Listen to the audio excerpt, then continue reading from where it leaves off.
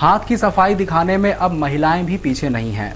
जी हाँ, इंदौर की एक कॉस्मेटिक शॉप पर दो महिला चोर ने अपनी हाथ की ऐसी सफाई दिखाई कि फरियादी को आधे घंटे तक पता ही नहीं चला कि उसका कीमती पर्स चोरी हो गया। लेकिन महिला चोरों की ये हरकत वहां लगे सीसीटीवी कैमरे में कैद हो गई।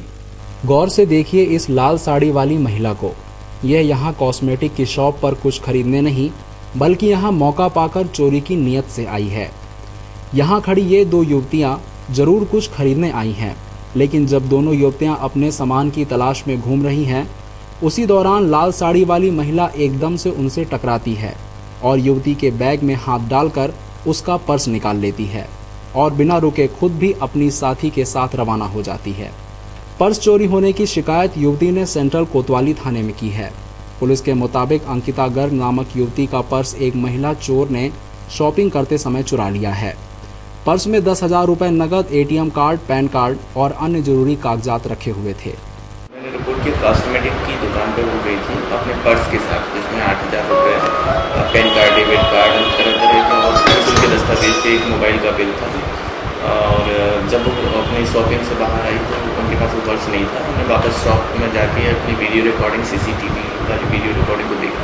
उसमें उन्होंने दो महिलाओं को देखा, उनको पहचानती नहीं है, लेकिन वो उन्होंने देखा कि उनका पर्स उनके साथ था, वो चुरा के ले गई। इस तरह की कंप्लेंट थाने पे आ गई थी। क्या कार्रवाई की गई? पुलिस ने चोरी का मुकदमा दर्ज कर सीसीटीवी फुटेज के आधार पर अज्ञात महिला चोर की तलाश शुरू कर दी है। एडवोकेट प्रोटेक्शन एक्ट की मांग को लेकर प्रदेश के लगभग 85,000 वकील एक दिन के लिए कार्य से वरत हैं। इस दौरान सभी वकील कोर्ट में तो मौजूद रहेंगे, लेकिन किसी भी तरह का कार्य नहीं करेंगे। इस एक्ट के तहत वकीलों ने पुलिस थानों में वकीलों के लिए एक अलग सेल बनाने की मांग की है। दरअसल उज्जैन नगर निगम में नेता प्रतिपक्ष प्रेम कुमार यादव की हत्या के बाद वकीलों ने यह मांग तेज कर दी है। यादव खुद पूर्व उज्जैन बार एसोसिएशन के अध्यक्ष रहे हैं। वकीलों के अचानक से कार्य से वरत हो जाने पर कोर्ट पहुंचे कई लोगों को परेशानियों का सामना करना पड़ रहा है। होती रह रही है, जिसके खिलाफ हमारा ये संघर्ष चल रहा है। आपका नाम बताएं।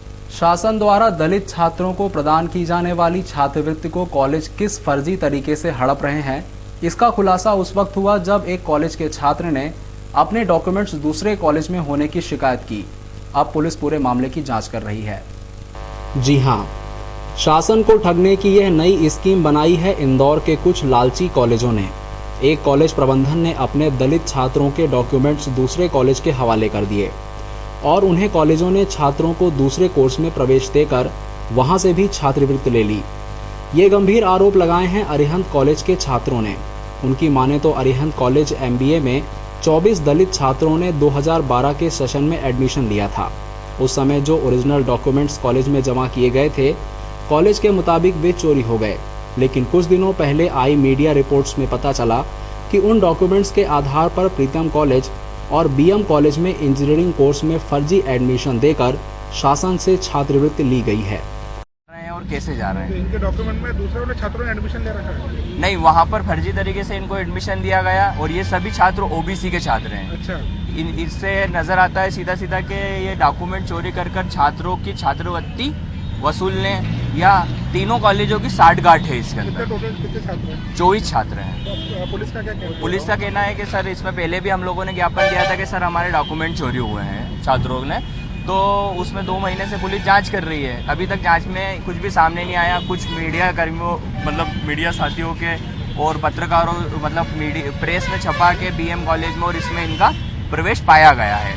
उसी आधार पर हम लोगों ने यहाँ पर अभी आकर DI साहब को अवगत कराया और कहा कि सर इसमें 420। मामले में पुलिस आवेदन के आधार पर मामले की जांच शुरू कर रही है। 9वीं कक्षा के बच्चे की बाइक की जिद उसके लिए जानलेवा साबित हो गई। बच्चे के पिता ने उसकी बाइक की हसरत पूरी कर दी। बच्चा अपने 2 दोस्तों को बाइक पर लेकर घूमने निकला और हादसे का शिकार हो गया।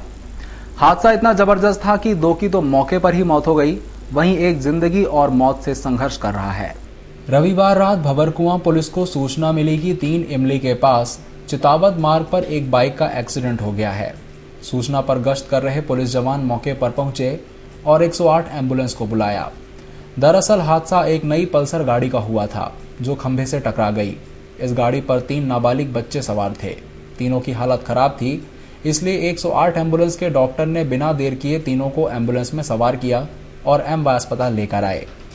यहां डॉक्टर ने 2 बच्चों को मृत घोषित कर दिया, जबकि एक की हालत नाजुक होने पर उसका इलाज शुरू किया गया है।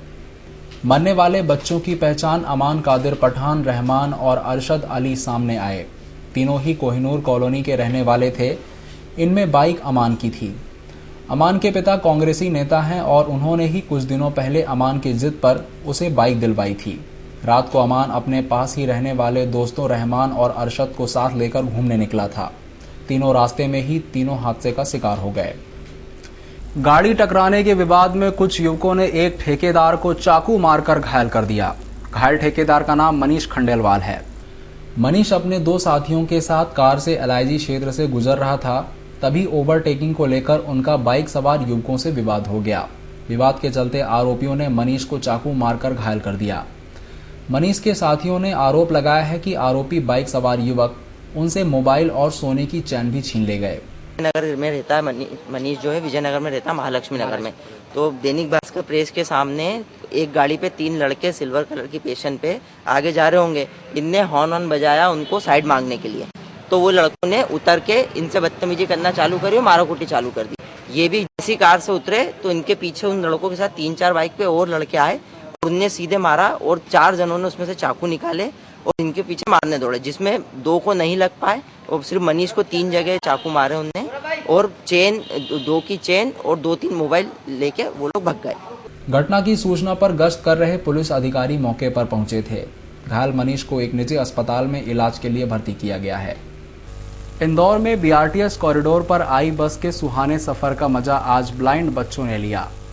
भले ही वो बाहर के नज़ारे नहीं देख पाए हों, लेकिन सिटी बस के आराम ने उन्हें बेहद खुश कर दिया। हालांकि फिजिकली चैलेंज्ड लोगों की परेशानी भी सामने आ गई, जिसने बीआरटीएस कॉरिडोर पर मानवीय संवेदनशीलता पर प्रश्न चिन्ह लगा दिया है। ये बच्चे हैं महेश दृष्टिहीन कल्याण संघ के छात्र, आंखों से कमजोर लेकिन उमंग और उत्साह से लबरेज। शहर में विकास की गाथा में जब बीआरटीएस कॉरिडोर का नाम फैलने लगा तो इन बच्चों ने भी इच्छा जताई कि बीआरटीएस में चल रही आई बस में सफर किया जाए। उनकी इस ख्वाहिश को पूरा किया Atal Indore city transport service company ने। सोमवार दोपहर संघ के 40 से अधिक छात्रों को बस में सफर कराया गया।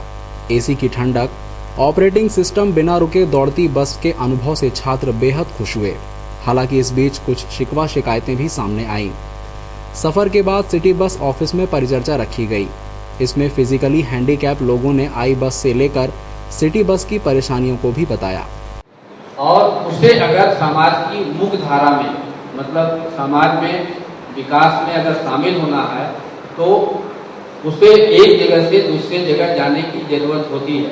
जैसे अगर मैं शिक्षित होना चाहता हूँ तो हमें अपने घर से निकल करके स्कूल जाना पड़ेगा, कॉलेज जाना पड़ेगा, दूसरी जगह जाना पड़ेगा। अगर मैं बीमार हूँ तो अफसरों ने आई बस में हैंडीकैप लोगों के लिए बेहतर सुधार के आश्वासन दिए हैं ताकि हर वर्ग का सफर आसान हो। बौद्ध गया के महाबौद्धि महाविहार पर हुए आतंकी हमले के विरोध में समाजजनों ने बिहार के मुख्यमंत्री नीतीश कुमार को तत्काल बर्खास्त करने की मांग को लेकर राष्ट्रपति के नाम का ज्ञापन संभागायुक्त को सौंपा। इस दौरान उन्होंने जमकर नारेबाजी करते हुए आतंकवाद का पुतला भी दहन किया। अहिंसा के प्रतीक माने जाने वाले गौतम बुद्ध ने बौद्ध गया के महाबोधि पर ही तपस्या कर ज्ञान प्राप्त किया था। उस जगह का समाजजनों में बड़ी मान्यता है। उसी जगह पर आतंकियों ने हमला कर दिया। उससे भी बड़ी बात यह थी कि 10 दिन पहले ही चेतावनी देने के बावजूद बिहार के मुख्यमंत्री नीतीश कुमार ने उस पर कोई ध्यान नहीं देते हुए मंदिर की सुरक्षा पर ध्यान नहीं दिया। इसी बात को लेकर समाजजनों में आक्रोश है और उन्होंने नारेबाजी कर नीतीश कुमार को तत्काल पद से हटाने की मांग राष्ट्रपति से करते हुए ज्ञापन सौंपा है। साथ ही इसमें देश के सभी बौद्ध विहारों पर सुरक्षा बढ़ाए जाने की मांग भी की गई है। हम यहाँ पर आज सीओ के बौद्ध जन इकट्ठा होकर राष्ट्रपति के नाम ज्ञापन देने इकट्ठा हुए हैं और हमने राष्ट्रपति से यह मांग रखी है कि भारत के सभी बौद्ध तीर्थस्थलों पर समुचित सुरक्षा व्यवस्था हो और किसी भी प्रकार से इस देश की शांतिप्रिय फिजा न बिगड़े, इसके लिए पूरे कार्य सरकार उठाए, ये ऐसे आदेश। इस दौरान समाजजनों ने आतंकवाद का पुतला भी संभागायुक्त के कार्यालय के बाहर दहन किया। डन। मुर्दाबाद मुर्दाबाद आतंकवाद मुर्दाबाद मुर्दाबाद मुर्दाबाद आतंकवाद मुर्दाबाद हाय हाय हाय आतंकवाद हाय हाय। 8 साल की एक बच्ची से दुष्कर्म का प्रयास करने वाले आरोपी को पुलिस ने हिरासत में ले लिया है। आरोपी वारदात के बाद मौके से भाग निकला था और बाद में एक अन्य महिला से छेड़छाड़ की कोशिश कर रहा था, तब पकड़ा गया। आरोपी को लोगों ने पहले जमकर पीटा और बाद में पुलिस के सुपुर्द कर दिया। मामला संयोगितागंज थाना क्षेत्र के भील कॉलोनी का है। यहां रहने वाले भैयू उर्फ नितेश को पीटते हुए क्षेत्र के लोग संयोगितागंज थाने लेकर पहुंचे। दरअसल भैयू ने शनिवार शाम क्षेत्र की ही 8 साल की एक बच्ची से दुष्कर्म की कोशिश की, लेकिन बच्ची की मां काम से लौट आई तो आरोपी भाग निकला। भैयू की हरकत की शिकायत बच्ची के परिवार वालों ने उसी समय नहीं की, लेकिन क्षेत्र के लोगों को इस मामले की जानकारी मिल गई थी। रविवार शाम आरोपी भैयू ने फिर एक महिला से छेड़छाड़ की, तब लोगों ने उसे पकड़ लिया और अब आरोपी की पूर्व की वारदात का पता लगा तो पीटते हुए थाने लेकर आए। पुलिस ने आरोपी के खिलाफ दुष्कर्म के प्रयास और बाल लैंगिक अपराध अधिनियम के तहत मामला दर्ज किया है। कांग्रेसी पार्षद रुबीना इकबाल खान के 2 बेटे और 3 भतीजे रविवार रात हादसे में घायल हो गए।